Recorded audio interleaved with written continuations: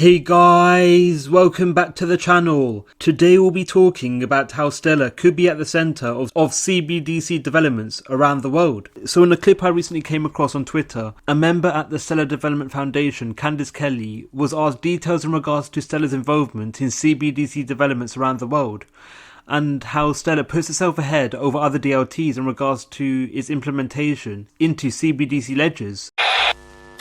In Europe, there is the exploration of these new solutions even by central banks. Would this work also for the places where you work, where you see there's a gap? Do you think there could be replication of these kind of technologies towards places you mentioned, Argentina or Africa?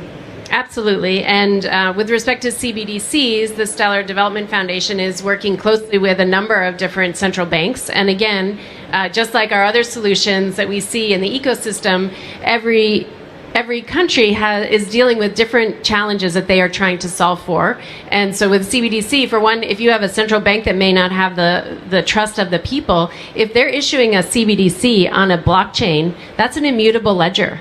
You can't mess with that. You can't change, like, it exists or it doesn't exist. Same with the identity question, right? Like, if you have an identity that's on an immutable ledger and can't be changed, then it just heightens the trust, which is essential. And so whether or not you're trusting peer-to-peer, individuals to individuals, or it's an individual and the bank, or frankly the bank trusting individuals, because one of the reasons why there are 1.7 billion people in the world who are unbanked, some of them are unbanked because you say that again, 1.7 billion people. That's what percentage? That's what, a fifth of the population? I don't know the percentage. It's like about, who knows how many people? It's about 7 billion people in the world. 1.7 don't have access to financial services, and that could be their solution.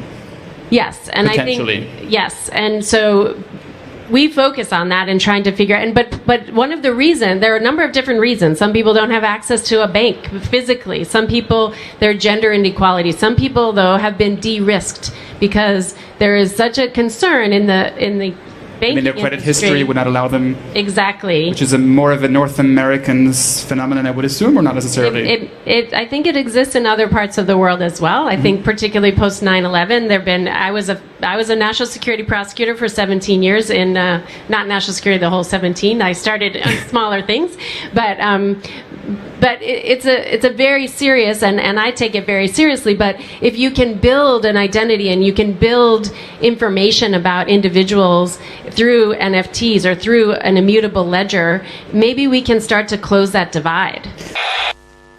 So as detailed by Kelly, the Stellar Development Foundation and the Stellar Network are set to be incorporated and be at the centre of CBDC developments around the world and among central banks. So one such example of the direct utility of the Stellar Network and Stellar blockchain in cases surrounding CBDC developments is within Brazil, where the cryptocurrency exchange Mercado Bitcoin announced that the Stellar Development Foundation is joining its central bank digital currency consortium that's involved in Brazil's Lift Challenge for a digital Brazilian real. So the Brazilian Lift Challenge consortium is made up of a number of fintech organisations that are vying to improve financial inclusivity and financial services for individuals based in Brazil. So the development of this consortium is coupled with the consortium's direct affiliation and partnership with the Brazilian Central Bank. So as well as improving the infrastructure and framework surrounding a future Brazilian CBDC, this consortium is also set to implement and roll out blockchain infrastructure across the wider Brazilian marketplace. So this will see individuals based in Brazil and even organizations in Brazil being able to take up the benefits blockchain provides, not only in terms of financial activities, but also in terms of the active usage of blockchain protocols in instances surrounding network protocols, such as the storage of datasets and the managing of datasets. So the implementation and development of the LIFT consortium could be a key component in regards to improving the accessibility of financial services across the wider Brazilian marketplace. And this could have reverberating effects across the wider Brazilian society, as individuals based in Brazil could take up the benefits surrounding blockchain, and it could also be quite beneficial for the number of individuals who are currently unbanked in Brazil. So more individuals will have improved financial accessibility, and as a result their quality of life may significantly improve. So as well as Stellar's direct involvement in blockchain and CBDC developments in Brazil, Stellar is also involved in CBDC developments in the the Ukraine, where despite the ongoing war in Ukraine, the Ukrainian Central Bank are continuing to conduct pilot schemes surrounding CBDCs. So development surrounding CBDCs in Ukraine is centered around the direct utility of the Stellar network in regards to improving financial inclusivity and enabling transactions to be validated, whilst taking on the benefits surrounding Stellar. So development surrounding CBDCs in Ukraine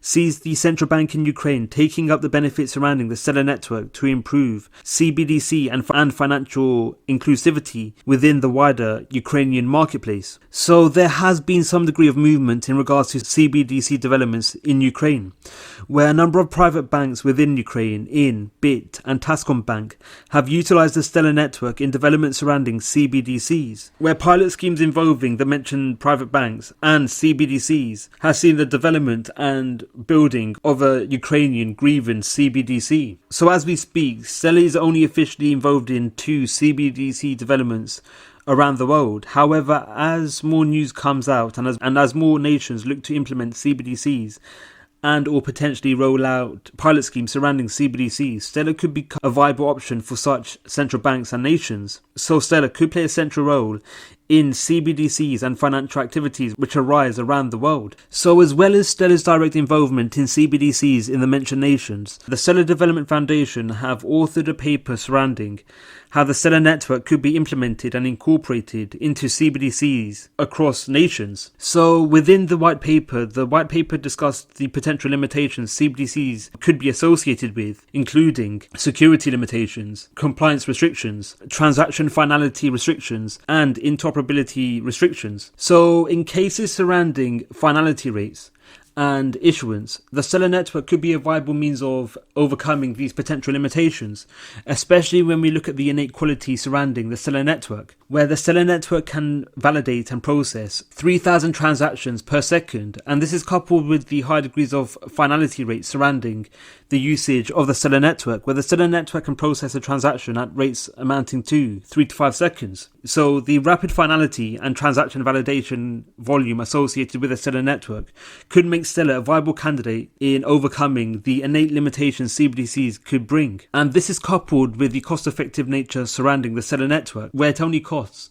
$0.01 to validate 300,000 transactions at a given time. So the wide-scale ability for transaction validation to arise at seemingly low costs will mean that the Stellar network could be a viable network and processor to validate transactions across a wider marketplace and economy that could encompass millions of people. So another potential restriction and limitation surrounding CBDCs that the Stellar network could potentially overcome is the lack of interoperability, where interoperability could be a limitation in cases surrounding future CBDCs, where future CBDCs are looking likely to be built on varying technologies. So the open variations in the underpinning technology which make up future CBDCs could mean that there may be limitations in the ability for datasets and monetary value to flow from one region of the world to another through a CBDC. However, this potential limitation could be overcome through the utility of the Stellar network, and especially the XLM crypto, where the Stellar network comes with a number of benefits, especially in cases surrounding the provision